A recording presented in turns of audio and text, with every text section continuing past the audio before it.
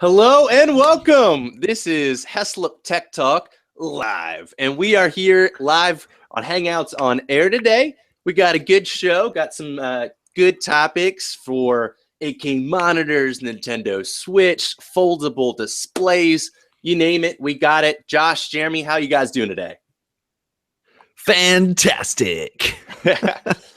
Let's do a quick intro again. My name's Joel. This is our channel, JCH Mobile here and JCH Gaming. Love doing some tech talks with you guys. I love talking tech with my brothers, so I figured we'd do a weekly tech talk, get some information out to you guys, and connect with you guys. Josh, why don't you introduce yourself? Sure, I'm Josh Heslop, and I am the owner, CEO of Josher14 Gaming. Oh, yeah. I own I have the YouTube channel Josher14 and do a lot of gaming benchmarks with the Surface Pro 4 and Surface Book, and as well do some VR stuff and tech stuff as well. Awesome. Jeremy, you want to introduce yourself? Yeah, Jeremy here. I'm the owner, El Presidente of OmniTech Pro, making it happen here on the East Coast of Maryland. And be looking out on our website for blogs content coming and YouTube content coming, both at omnitechpro.com and YouTube/OmniTechPro. Going to start doing some killer stuff for businesses and anybody that just wants to learn a little bit more about technology and growing their business. Yeah, for sure. So all of the links and things for Josher and Josher14 Gaming and Jeremy's OmniTech Pro and all those things, Twitter and whatever, are down in the description below so that you can find all that information, as well as channels for mine as well. But hey, guys, we want to kick it off. We got some great links and some information for you guys, but we're going to have Josher kick off the first article today. What do you got for us, Josh? All right, it is from ExtremeTech. ExtremeTech. I know, right? It's crazy. You should be seeing that. It unveils the 8K 32-inch monitor at CES 2017, and it's supposed to be shipping this year for the mere price of $5,000. But you got to pay for the success there. 33.2 million pixels. That's 7680 by 4320 for an average pixel density of 275 ppi. Woo. So, yeah, I'd say that's pretty retina. Yeah, your eyes are going to bleed when you look at it.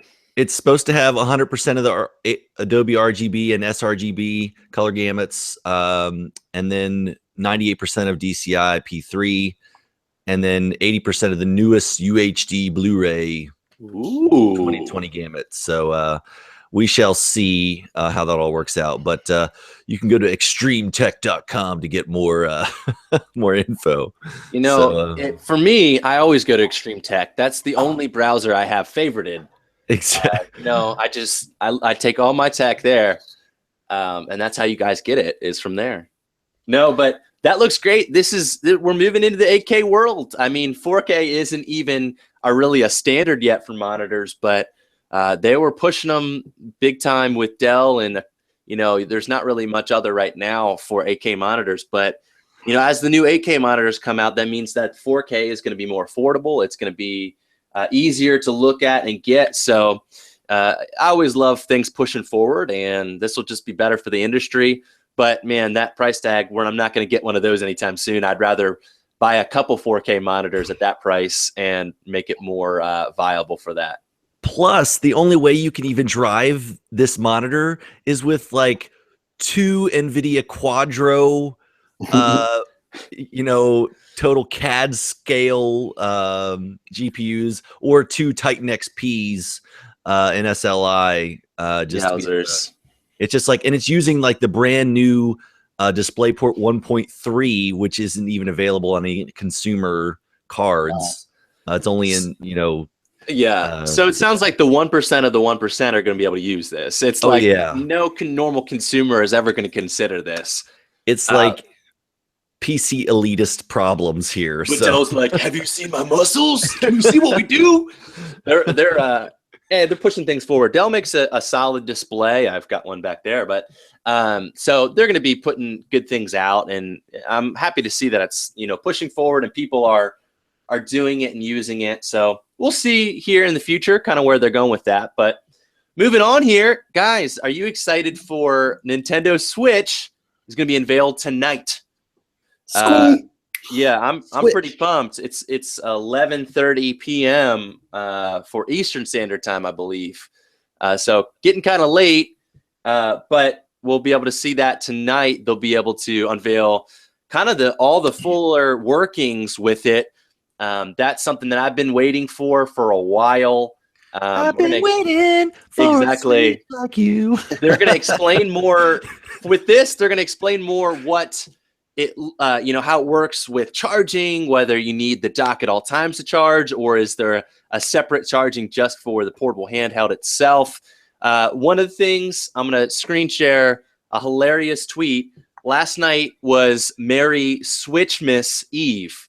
So, oh my gosh. I'll show you what someone did to commemorate Merry Switchmas Eve. They said, Merry Switchmas Eve, I've left my offering of cookies and milk and 3DS cartridges for Reggie so that Reggie could come and get his goodies. And he responded with, thanks for the cookies. Don't forget to watch tonight at 8 p.m. That's wow. That's hilarious. Beautiful. So this was Amiibo Jason, some guy that does, strictly just Amiibo news on his channel. And that was awesome to see that. Good for Nintendo. Yeah, well, he doesn't work for Nintendo. He has his own channel or his own stuff that he does for Amiibo. But I meant for publicity. Yeah, for Nintendo's publicity to respond to stuff like that. I mean, that just gets them better. All those fanboys going crazy over it. Oh yeah, I thought it was hilarious. Switchmas Eve, Nintendo fanboys are rejoicing. Like I said, if they can show a great way to charge and that the gameplay on the portable is going to be smooth and flawless, they have a winner here. They're going to announce the price. It's been anywhere from $250 up to $400. I'm really hoping it's closer to $250 and not $400 range.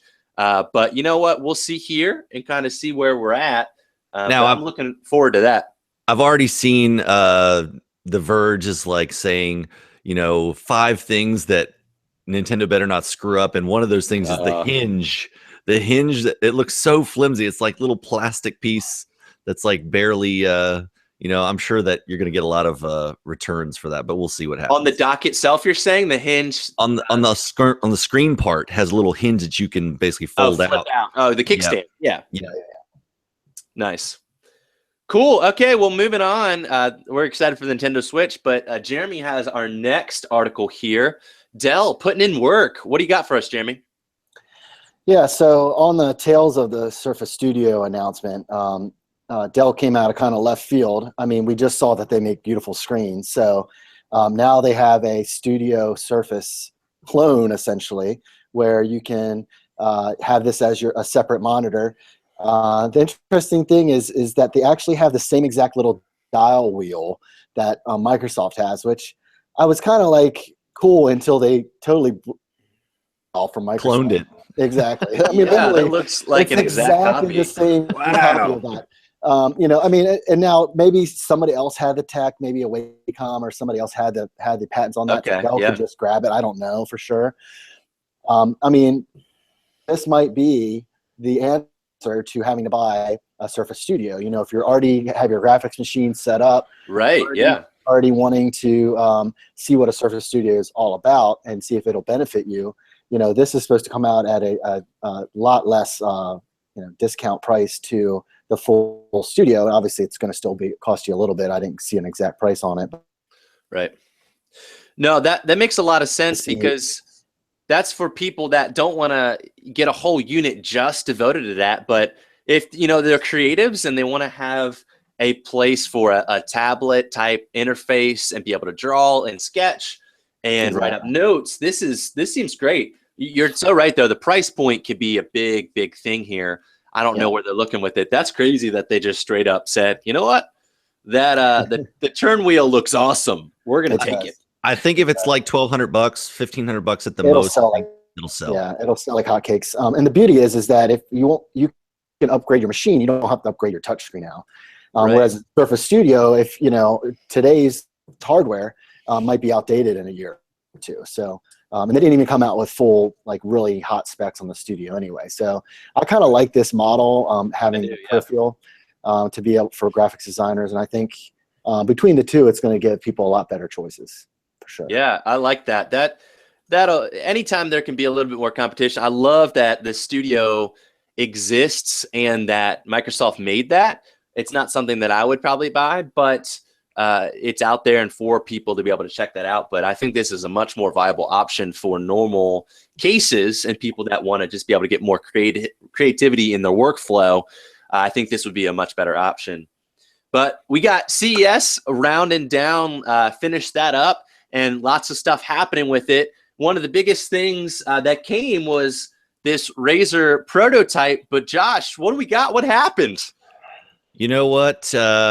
Apparently, it was industrial espionage. Oh no! Look at this. It was Linus Tech Tips. It was Linus. Yeah, it was Linus. He stole it. That's the big joke. So they didn't confirm if it was the actual Project Valerie that I'm showing here, the 3-screen Razer Pro laptop prototype, or the actual. The other one was an actual projector kind of thing that would just project the game into your room and stuff like that. It's Project Ariana is the ultra wide fisheye lens, communicate with games in real time to create both lighting and video to make effects. A bigger universe in the background type thing. Yeah, exactly. So, but basically they did confirm it, that both those 2 Project Valerie laptop prototypes were stolen. So, yeah, but they're offering a $25,000 reward. Yeah, so, guys, let's do it. I'm in. Let's figure out who did this. Exactly. Well, it's funny because a bunch of guys in the tech YouTube community created videos, and they're like, yeah, I don't have it, but I'm doing a video on it. So they yeah, that's, I mean, like, what would, unless you're an industry, someone else in the industry trying to get ideas from it, I mean, you're not going to be able to do a video on it. You're not going to be able to sell it. I mean, I guess if you really want a game on that, then you can, that's what you'd be able to use it for. But other than that, if you're not trying to use it for the ideas and intellectual property, there's no reason really to have it. So we'll see if it shows up, but that's a bummer because that was something that was pretty sweet and something that was pretty exciting from CES for a long-term type of thing that they might be able to do that. But they didn't post a price on. It was just a prototype, but if they're offering $25,000, it's probably that's for real. Yeah, it's crazy.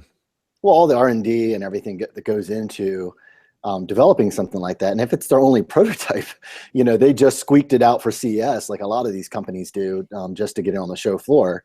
They definitely. And to be on the show floor CES, you're hundreds of thousands of dollars to be out there to begin with. And if you have a big booth and a bunch of your stuff out there. So, it's hurting. It's hurting them though. Yeah. So, man. Russian hackers. Yeah, they stole it. Maybe Donald Trump's using it right now. Right. Let's get some gaming. So Twitter. Yeah, he's using it to his Twitter feeds. 3 pages of Twitter feeds. So next thing we got going up here is in the mobile front. So you guys know that I love my my LG V20 here, and it has the second screen on here. And HTC threw a little bit of a curveball today and introduced the HTC U Ultra. What? And this was kind of out of left field. I was not expecting this at all. But look at this here. It is kind of like the baby between a Galaxy S7 and the LG V20 mixed in with some OnePlus iPhone 7. Yeah, OnePlus 3 kind of. Yeah. So if you see here, it has the glass back, just like a Galaxy S7, but then it has a second screen on the top, a ticker, just like the LG V20. And so it's $749 off contract. and that's quick charge 3.0 with the 821 Snapdragon chip in there, not the 835 that they thought it might be. But it's a glass back, the top here. It has the 12 megapixel back camera for the ultra pixel. And then they're like, you know what? We got your selfie game, fam. They put a 16 gigabyte front facing screen, a front facing camera on here. So you got your face on lock, you know, get those sweet, sweet selfies. You know what? And then they also decided, you know what? Who needs that stupid headphone jack anymore? Nobody and they removed it. They removed it. So going with the trend here. Go with the wireless earbuds. Techno Buffalo, you can see here, no headphone jack on there.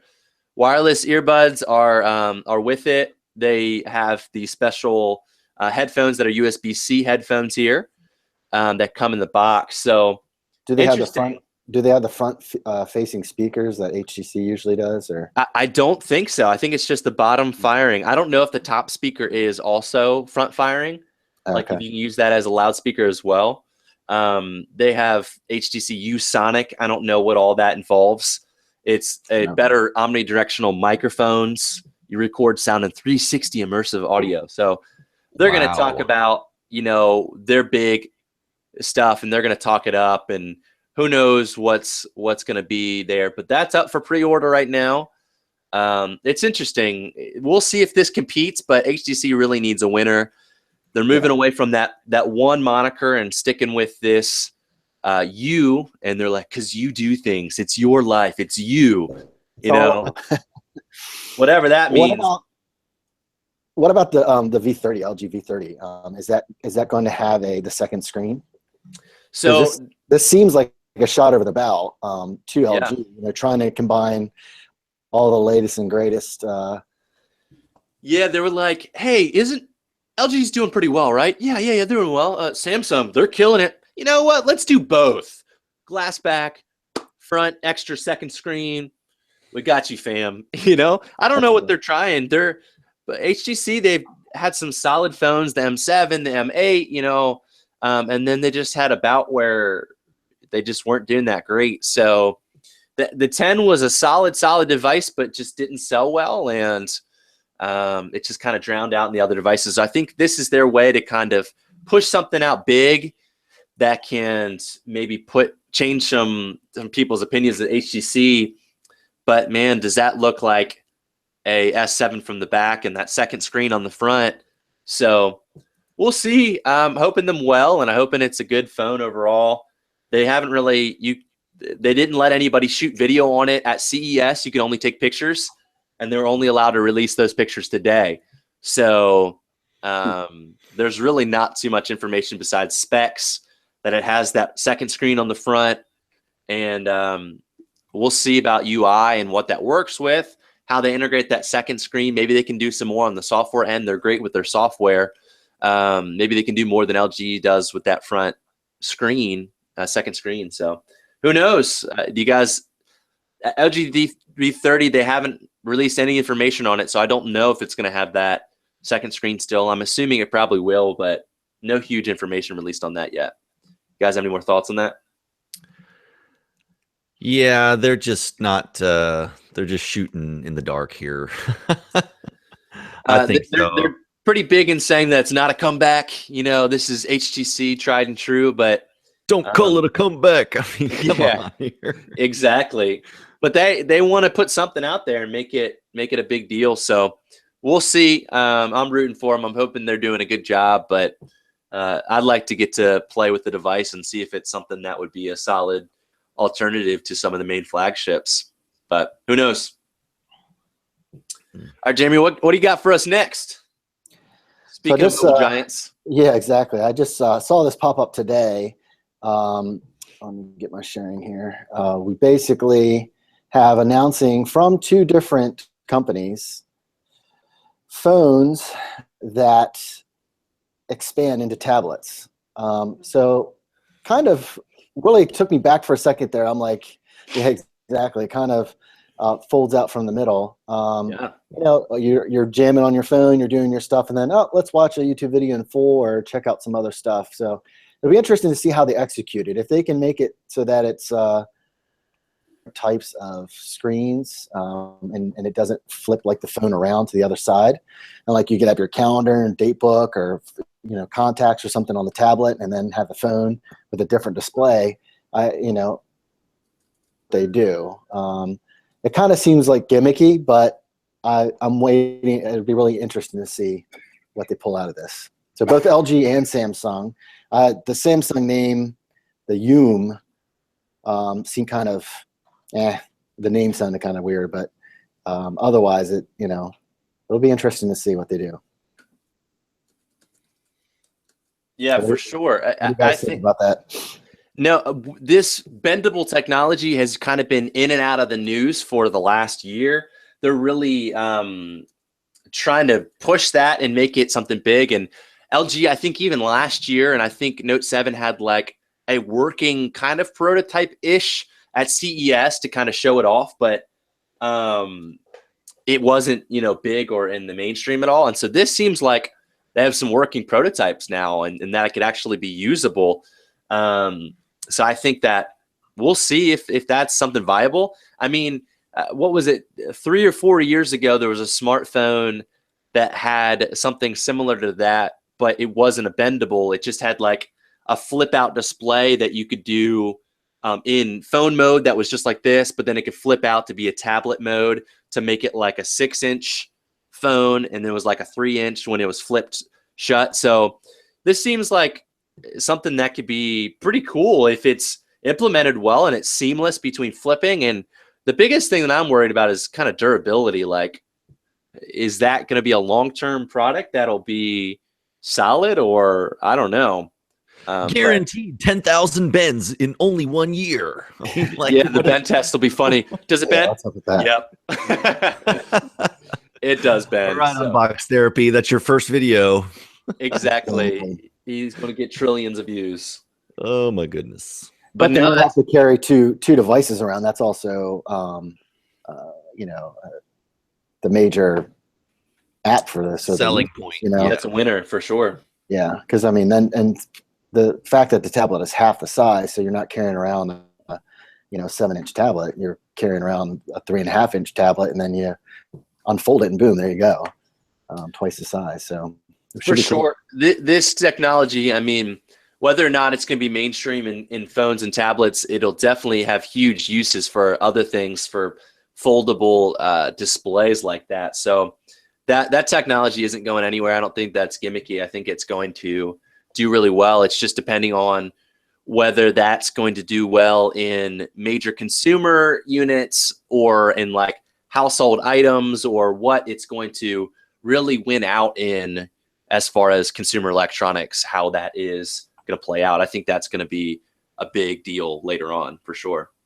I mean, are they going to be like, hey, grab a foldable digital newspaper kind of thing, like where they were talking about like the e-paper that just for sure, disposable kind of thing. So we'll have to see how that plans out to see if they're really going to do something with it other than just like a consumer device for that kind of use, where it's just like it just doesn't seem like it'll catch on that well unless it's implemented like super well and the screens are super high resolution. It looks amazing.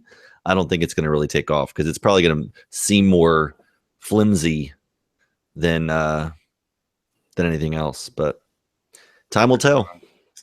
Yeah, that's another thing where it's like we can only speculate and see how good it's going to be, but it has a lot of potential. And LG and Samsung are two of the best display makers right now, especially for mobile displays. They're just crushing it. And actually, those two are in a bidding war right now for the iPhone 8 on who's going to have an OLED screen for the iPhone 8. I don't know if you guys read that or not, but they're fighting to see who can get the more money down. Samsung's already done a lot of parts for the iPhones in the past, but they both want to see who can get the displays on all the iPhone 8s. That's going to be a big moneymaker for huge. both of them. So, because that's where Samsung and LG makes a lot of money besides just their own products, is their displays and parts that they put in phones and laptops and all those other things. The mobile displays that they're pumping out, I still think that the S7 and S7 Edge probably have the best mobile display out of any phone right now, just because those AMOLED LED screens are just so crisp, or so bright and vibrant. The blacks are so dark. They just look really, really great. Yeah. Oh, magnifico. It's so crisp. It's so crispy. And put the pizza on it. Crispy autofocus. Yeah. Oh, yeah. And the fast autofocus for sure. As my camera decides to blur out a second there, as I said autofocus, it knew. Hey, my Logitech C310 is like holding strong, man. Yeah. Look at those pixels. Looks great. Well, Josh, what do you got for us coming up on the horizon later today? Well, it's either today or coming in the very near future. I'm going to be featured on the actual Windows blog. Yeah. For in the Surface section, I did a few interviews with Michael Huntley, who works for the Surface audience team at Microsoft, and they're the ones who actually provided me with the Surface Book to test out. And so, very exciting that they're going to feature my YouTube channel as well as the Surface Gaming Reddit. And it actually was a lot of fun to talk with him back and forth and just get his pick his brain about, you know, what the Microsoft team is doing with Surface and how they can reach gamers and what they can do in the future for their devices to hopefully capture that audience and keep them engaged and happy and stuff like that. So hopefully it brings in a lot of good eyes to the channel and to what we're doing here, and that way it'll just snowball from there and people will enjoy what we're putting out. For sure, yeah. So that'll be on their major Microsoft Surface blog, and I think it'll be on their Microsoft front page as well for a bit for the blog.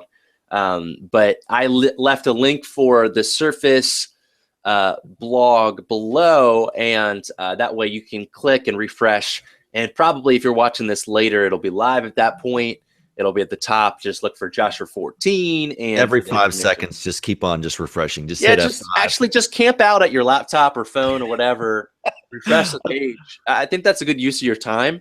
I 3D printed a robot that actually just presses F5, so it's just just keep doing it till it's ready, and that way there'll be like hundreds of thousands of views, and they'll be like, "Oh my gosh, Joshua 14's blowing up the blog." It's on Twitch right now. My goldfish is pressing F5, so.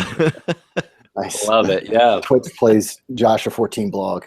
Yeah. So now, guys, I have a little bit of a shameless self-promotion coming at you here.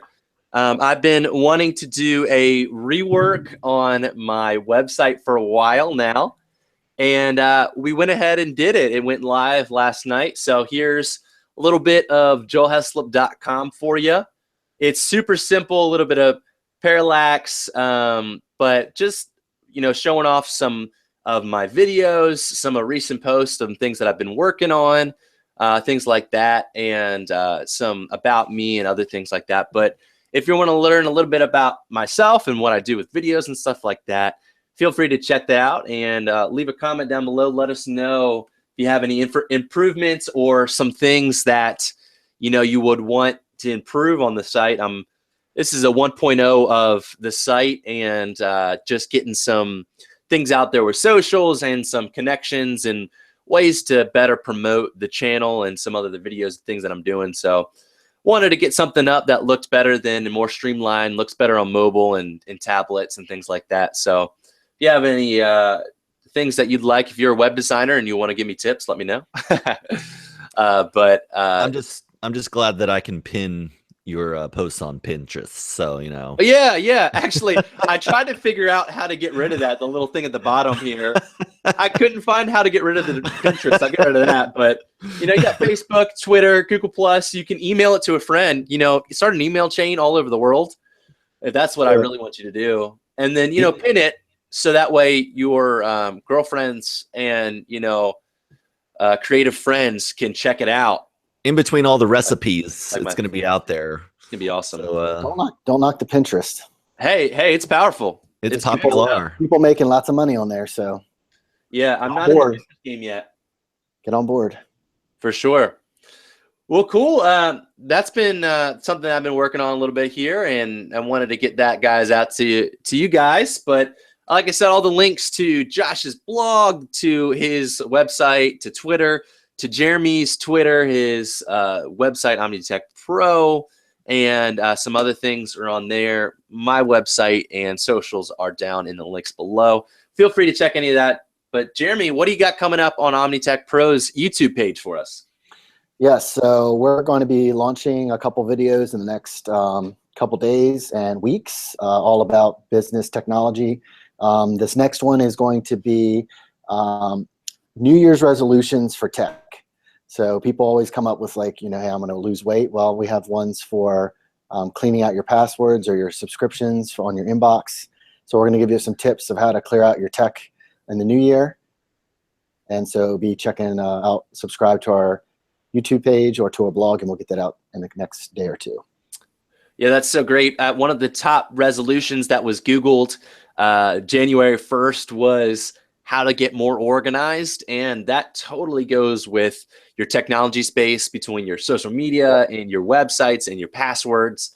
So that'll be a great resource from OmniTech Pro and Jeremy to kind of kick off your tech space and how to better get that on lock. And if you're a business or entrepreneur and need some marketing and some IT and how to better run your business, check out OmniTech Pro because he's got a lot of great information. We'll be able to help springboard your business or whatever you're working on to make it better for the future. But guys, this has been fun. You guys have any more final thoughts? Any things you're looking at? A little birdie told me there's going to be some sweet, crispy 4K drone footage coming your way in the future on Joshua 14. Yeah. I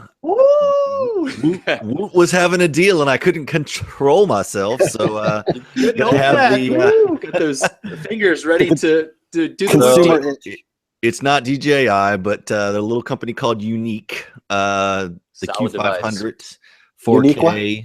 So yeah, me and my girl Unique on the side. Me and my girl Unique. Gonna have some unique footage coming your way. Hey, but it's gonna be 4K. So up in the air. So I got to get some clearance from the FAA. So yeah, don't want to be getting government on your back here. That'll be coming up on the channel, but I may know some people in the government to Houston, we have a problem. Smooth it over. Yeah, don't fly it over NASA. Probably that's probably not a good idea, Josh. Probably not a good idea. So yeah, so hopefully we'll be coming out with some tips and tricks and some good, some sweet nature photography. So it's gonna be amazing. Great. Well, thank you, brothers. It's been fun tech talking with you. This has been good so far. Signing off here from Tech Talk Live, the Heslop Tech Talk, your source for all things tech. That's a new tagline, maybe. We'll think about that. No, what was the tech? What was the website you used first? That's your real tech source. ExtremeTech. ExtremeTech is your first tech source. We'll be the second source. We know ExtremeTech is your first, but your second source for all things tech. Keep it locked every Thursday afternoon for Heslop Tech Talk. Yeah, 3:30.